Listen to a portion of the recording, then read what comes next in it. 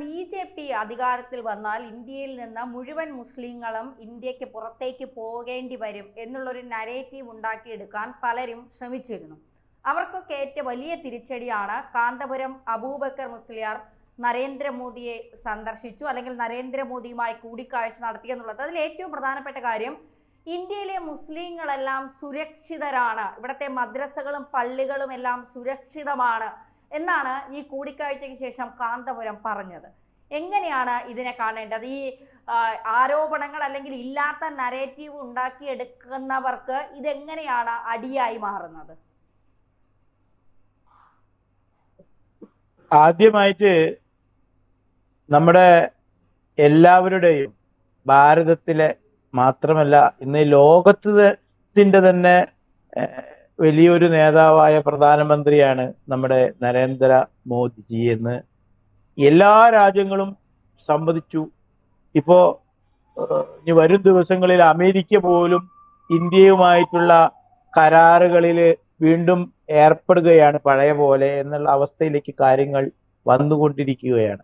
ഈ സമയത്ത് കേരളത്തിൽ മാത്രം വർഗീയത എന്ന് ഛർദിച്ചുകൊണ്ട് ഉറക്കത്തിലും നേരം വെളുത്താലും എപ്പോഴും വർഗീയത, വർഗീയ പാർട്ടി, വർഗീയത, നരേന്ദ്രമോദി വർഗീയം, RSS വർഗീയം, BJP വർഗീയം എന്ന് രാവും പകലും ജനങ്ങളോട് ഛർദിച്ച് വെറും നുണപ്രചരണം നടത്തിക്കൊണ്ടിരിക്കുന്ന ഇവിടത്തെ രണ്ട് മുന്നണികളും, അതായത് LDF-ഉം കമ്മ്യൂണിസ്റ്റ് CPM മാർക്സിസ്റ്റ് പാർട്ടി നേതൃത്വം കൊടുക്കുന്ന LDF-ഉം കോൺഗ്രസ് നേതൃത്വം കൊടുക്കുന്ന UDF-ഉം നേരം വെളുത്താൽ BJP വർഗീയം വർഗീയം വർഗീയം എന്ന് പറഞ്ഞിട്ട് ഇവിടത്തെ കേരളത്തിന്റെ ജനങ്ങളെ തന്നെ പറ്റിച്ച്, പ്രത്യേകിച്ച് കേരളത്തിലെ ഒരു 10-30% മുസ്ലിങ്ങളെ പറഞ്ഞു പറ്റിച്ചു വഴിയാധാരമാക്കി കേരളത്തെ നശിപ്പിച്ചു കൊണ്ടിരിക്കുന്ന ഈ സന്ദർഭത്തിൽ എല്ലാവരും ഞെട്ടിപ്പോയി എന്ന് തന്നെ പറയാം. കാരണം ഒരാഴ്ച മുന്നെയാണ് ഈ AP മർക്കസിന്റെ നേതാവ് AP അബൂബക്കർ മുസ്ലിയാർ നടത്തിയ വലിയൊരു സമ്മേളനം, നമ്മുടെ കുംഭമേള നടക്കുന്ന സമയത്ത് ആ സമ്മേളനം അവിടെ നടക്കുകയുണ്ടായി.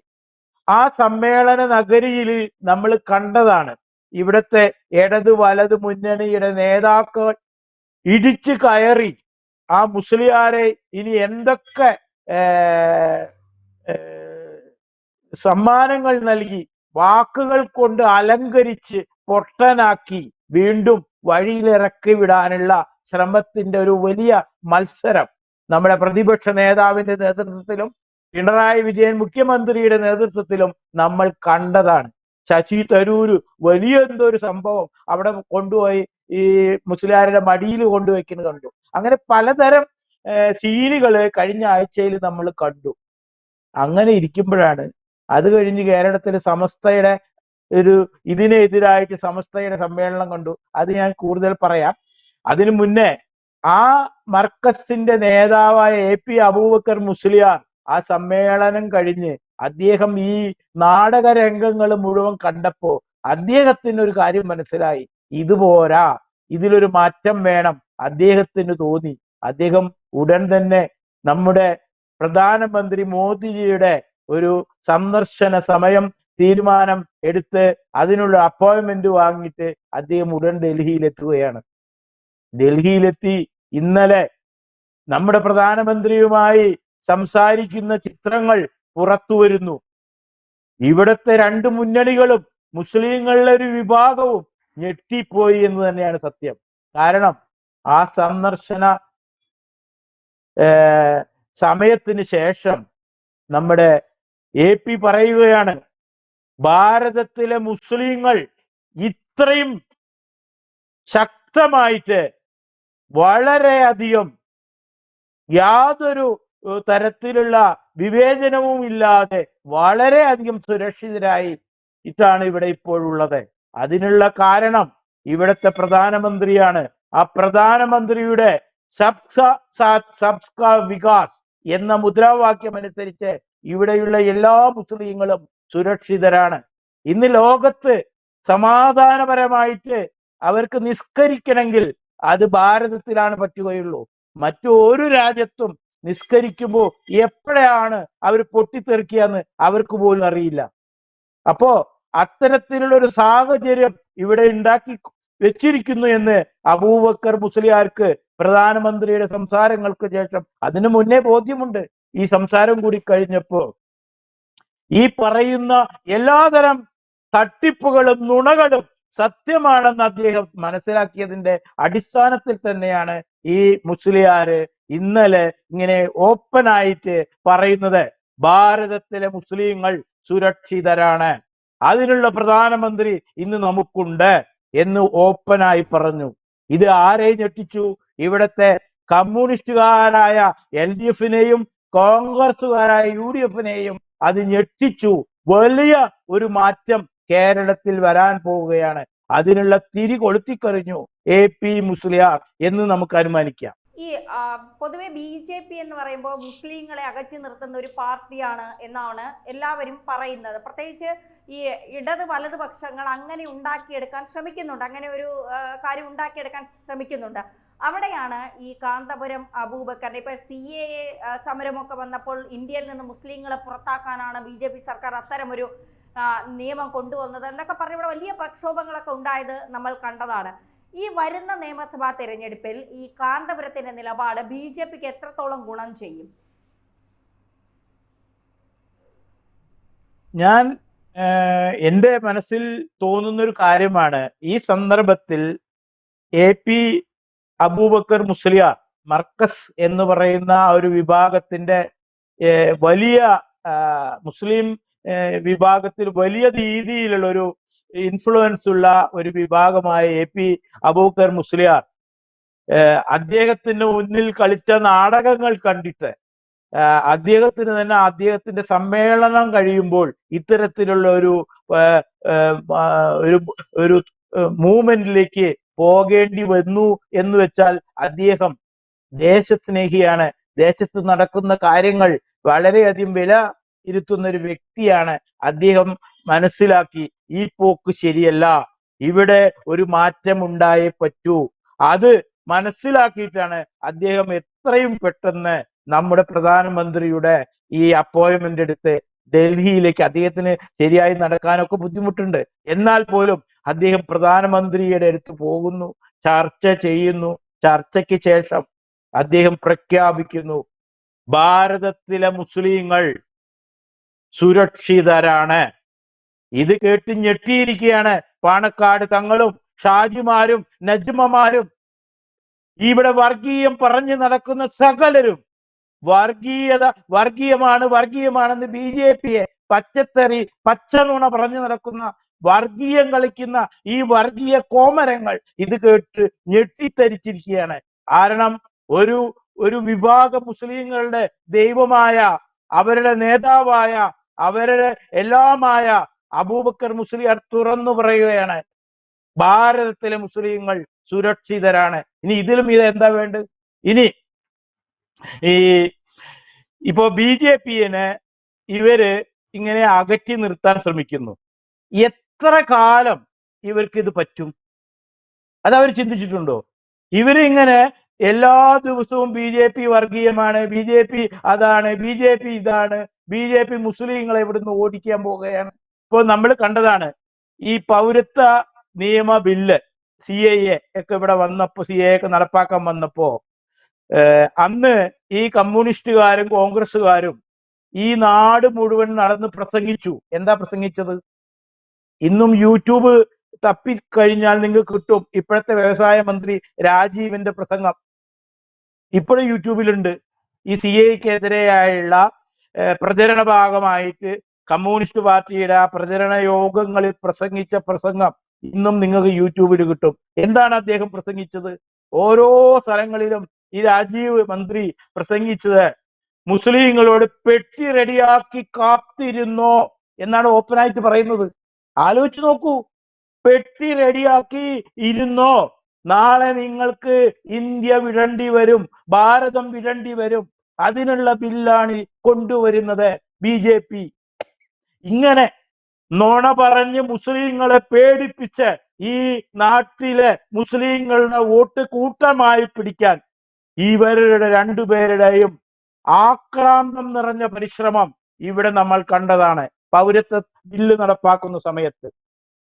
സത്യത്തിൽ ഈ പൗരത്വ ബില്ല് ഇവിടെ നടപ്പാക്കാൻ വന്നപ്പോ നമ്മൾ കണ്ടതാണ് കലാപങ്ങൾ ഉണ്ടാക്കി ഇവിടെ.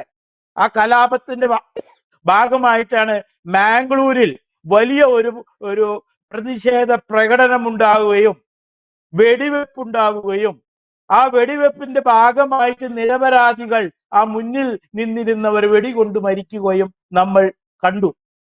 എന്നാ ഈ കലാപത്തിന് ആഹ്വാനം കൊടുത്ത, ഈ കലാപത്തിന് മുൻപിൽ നിന്നവരാരും തന്നെ ആ പ്രകടനത്തിന്റെ മുന്നിൽ കണ്ടില്ല, വെടികൊള്ളാൻ കണ്ടില്ല, ഈ പ്രശ്നമുണ്ടാക്കുന്നവരാരെയും കണ്ടില്ല. നിരപരാധികൾ ആ പ്രകടനത്തിന്റെ മുന്നിൽ വന്ന് നിന്ന് വെടികൊണ്ടു മരിച്ചു. ഒരു രാജ്യത്ത് ഒരു പ്രശ്നമുണ്ടാക്കുമ്പോൾ ഭരണകൂടം അതിനെ സ്വാഭാവികമായും ഇത്തരത്തിലുള്ള പലതരം നീക്കങ്ങൾ നടത്തിയിരിക്കും. അതൊന്നും ആലോചിക്കാനുള്ള ബുദ്ധിയില്ലാതെ ഈ നിരപരാധികൾ വെടികൊണ്ട് മരിച്ചു. എന്നാ അതേമാതിരിയുള്ള പ്രകടനങ്ങൾ നമ്മൾ UP-യിൽ കണ്ടു, ഡൽഹിയിൽ കണ്ടു. അവിടെയൊക്കെ തന്നെ ഒരുപാട് പാവങ്ങൾ വെടികൊണ്ട് മരിച്ചു. 10, 100, 200ഓളം ആൾക്കാർ ഈ പൗരത്വ ബില്ലിന്റെ പേരിൽ പ്രതിഷേധ പ്രകടനങ്ങൾ നടത്തി രാജ്യത്ത് വ്യാപകമായ ആക്രമണങ്ങൾ അഴിച്ചുവിടാൻ ഈ കമ്മ്യൂണിസ്റ്റ് പാർട്ടിയും കോൺഗ്രസും ശ്രമിച്ചു. അതിന്റെ മുന്നിൽ നിരപരാധികളെ കൊണ്ട് നിരത്തി. ഈ നേതാക്കൾ ഒരാൾ പോലും അതിന്റെ നേതൃത്വത്തിന് മുന്നിൽ വന്നില്ല. ഈ നിരപരാധികൾ 10, 200-ൽ പരം ആൾക്കാർ വെടികൊണ്ടു മരിച്ചു. ആലോചിക്കണം. എന്നാൽ ഞാനൊരു കാര്യം പറയട്ടെ, ഈ പൗരത്വ നിയമം വന്നിട്ട് ഇവിടെ ഏതെങ്കിലും ഒരു പൗരന്റെ പൗരത്വം പോയിട്ടുണ്ടോ? 10, 200 ആൾക്കാരുടെ ജീവൻ പോയി ഇവരുടെ ഈ കളി കാരണം. ഓർത്തോളണം. അപ്പോ ഇത്തരത്തിലുള്ള രാജ്യദ്രോഹപരമായ, രാജ്യത്ത് കലാപം പൊട്ടിപ്പുറപ്പെടുവിക്കാൻ തരത്തിൽ പ്രസംഗിച്ച ഈ 2 മുന്നണിയിലെ നേതാക്കളും ഈ രാജ്യത്ത് നിന്നും നമ്മൾ കെട്ടിച്ച് അറബിക്കടലിൽ കൊണ്ടുപോയി ഒഴുക്കണം. എന്നാലേ ഇനി നമ്മുടെ രാജ്യം നന്നാവുകയുള്ളൂ. പ്രത്യേകിച്ച് ഈ കേരളം. അതിന് ഇതുമാതിരിയുള്ള AP അബൂബക്കർ മുസ്ലിയാരെമാരെയുള്ള ആൾക്കാർ വന്നേ പറ്റൂ. ഇത് പറയുമ്പോൾ ഒരു കാര്യം കൂടി ഞാൻ പറയാം. ഇലക്ഷന് വോട്ടേഴ്സ് ലിസ്റ്റിലുള്ള ആൾക്കാരുടെ പേരുകൾ വെട്ടിമാറ്റുന്നു. ഇതാണ് ഇനി അവരുടെ വേറൊരു ആരോപണം. നമ്മൾ ഒരു കാര്യം ആലോചിക്കണം. നമ്മൾ കണ്ടിട്ടുണ്ട് ഈ വോട്ടേഴ്സ് ലിസ്റ്റില് ഒരു ഉദാഹരണം കേരളം എടുക്കാം. കേരളത്തിൽ 3.4 കോടി ജനങ്ങളാണ് ഉള്ളത്. അതിപ്പോ ഓരോ മണ്ഡലത്തിലും എത്ര വോട്ടേഴ്സാണ് ഉള്ളതെന്ന് വളരെ വ്യക്തമായിട്ട് നമുക്ക് അറിയാൻ പറ്റും. പക്ഷെ ഇവിടെയൊക്കെ 50,000, 1,00,000 അല്ലെങ്കിൽ കൂടുതൽ വോട്ടുകൾ അധികമായിട്ടാണ് കിടക്കുന്നത്. ഇത് കാലങ്ങളായിട്ട് ഇവർ രണ്ടുപേരും കൂടി ഉണ്ടാക്കി വെച്ചതാണ്. അതായത് അറിയാലോ, ബംഗ്ലാദേശിൽ നിന്ന് ചാടിക്കടന്നു വന്ന്, പാകിസ്ഥാനിൽ നിന്ന് ചാടിക്കടന്നു വന്ന് ഭാരതത്തിന്റെ വിവിധ ഭാഗങ്ങളിൽ യാതൊരു രേഖയും ഇല്ലാതെ ഇവര് താമസിക്കുന്നു.